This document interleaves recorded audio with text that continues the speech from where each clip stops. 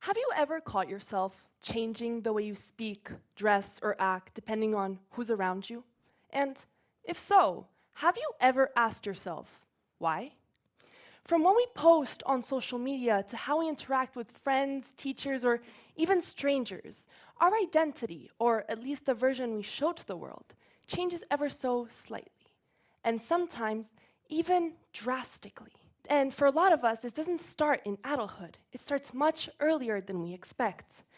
We do it because, whether we like it or not, every single choice we make builds a version of us the world sees and, unfortunately, also judges. But let us go back. Let us look at the bigger picture. Why do we care so much? What version of ourselves are we trying to protect? And most importantly, who are we performing for? With all that being said, I want to tell you a personal story. Not so long ago, I realized that the version of me that people saw wasn't the version I wanted to be. I used to move through life like I had this constant pressure to perform. Everything I did had the intention to make me look more acceptable, more put together, more easy to understand. I played the role I thought people wanted me to. And not because it felt easier, but because it felt safer than showing who I really was. The real me. Not so long ago, I realized that that version wasn't truly me. So I started to question, when did I start performing instead of just being? At around 13 years old, I saw this in myself for the very first time. I didn't know what was happening, just that something was. My first day at a new school, I wanted to leave an impression. I walked in and talked to a teacher. And suddenly, I was matching her body language, shifting my accent, and using words I have never used before. Then, during break, it happened again. With every single person I talked to, I suddenly felt the urge to shift to match them too. She liked something, I liked it. He was excited about a place he had been.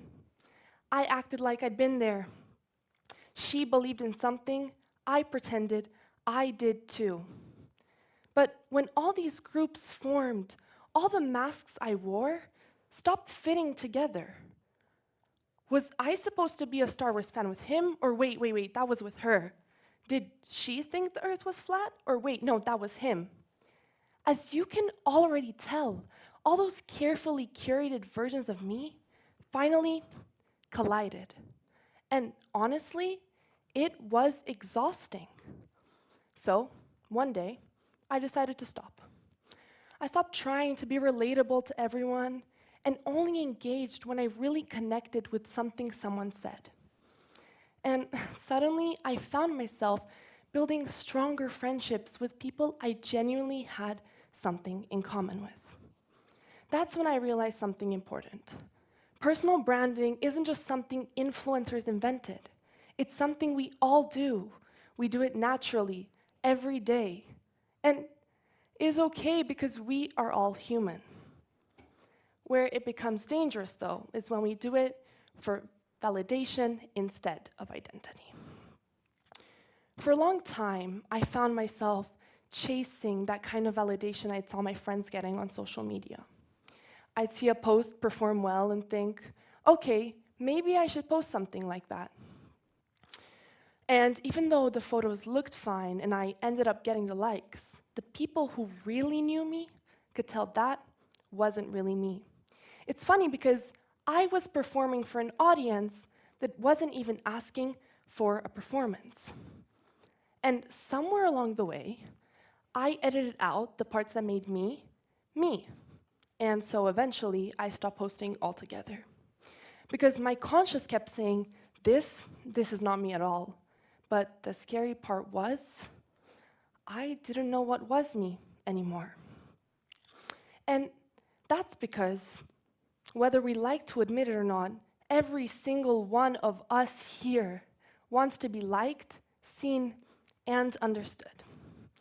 While writing this talk, I read a really interesting article on something called the insensitive sensitization theory of addiction, which essentially explains how likes and validation can feel addictive. And no, don't worry, I'm not trying to be a scientist. This is just me explaining it the way Google explained it to me. So you see, during adolescence, our brain is still developing. The prefrontal cortex, which handles the decision-making, matures the latest, while the limbic system, the emotional part, matures much earlier. So the emotional part of our brain is like, let's feel everything right now, while the logical part is like, I'll be fully functional in about 10 years or so. And you see, that imbalance makes validation hit even harder. And on social media, that validation is quantified. Every like, every comment, every single bit of attention gives us dopamine. And dopamine says, hey, do that again. It turns approval into something you can count. So we check our phones and check again and again. For a while, I was addicted to that hit of validation. But the more the brain gets used to that stimulation, the less satisfying it becomes. It becomes so easy to lose ourselves. But here's the part that gave me hope. That same psychology that makes us crave validation can help us build better habits. There's this concept called self-directed neuroplasticity, which essentially explains how we can train our brains to build the habits we wanted to build through repetition. And again, not a scientist, just a teenager who read far too many articles at 2 a.m. writing this talk. So, you see, our personal brand isn't built by what we post. It's built by what we repeat, our habits, our tone, our reliability. If you're always late, people won't see you as someone who's organized, no matter how aesthetic your notes on Instagram are. And if you're constantly canceling plans or missing deadlines, people won't remember the intention. They'll remember the pattern. And God, do our brains love pattern.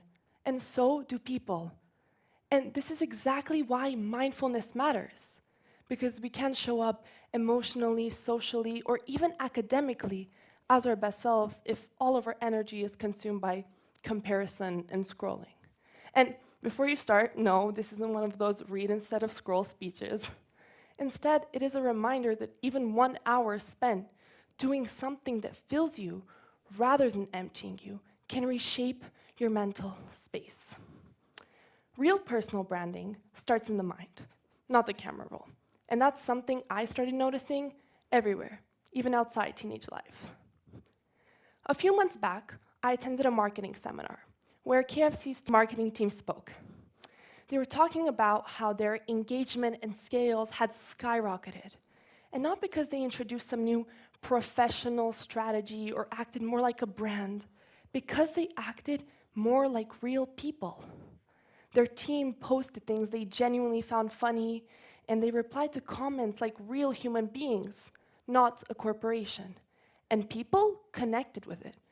Because at the end of the day, people resonate with what feels real, not what feels perfect. The business of being you isn't about having a flawless image. It's about having an honest one. It's about balancing fun with youthfulness, with maturity, when needed, and knowing the difference between being professional and completely changing your identity just to be liked. When you start understanding the psychology behind your habits, you stop living on autopilot. You start molding your identity from a place of authenticity and not approval. You stop basing your worth on how well your posts perform. So, in a world ruled by algorithms and impressions, the most powerful thing you can be is real. That, ladies and gentlemen, is the business of being you. Thank you.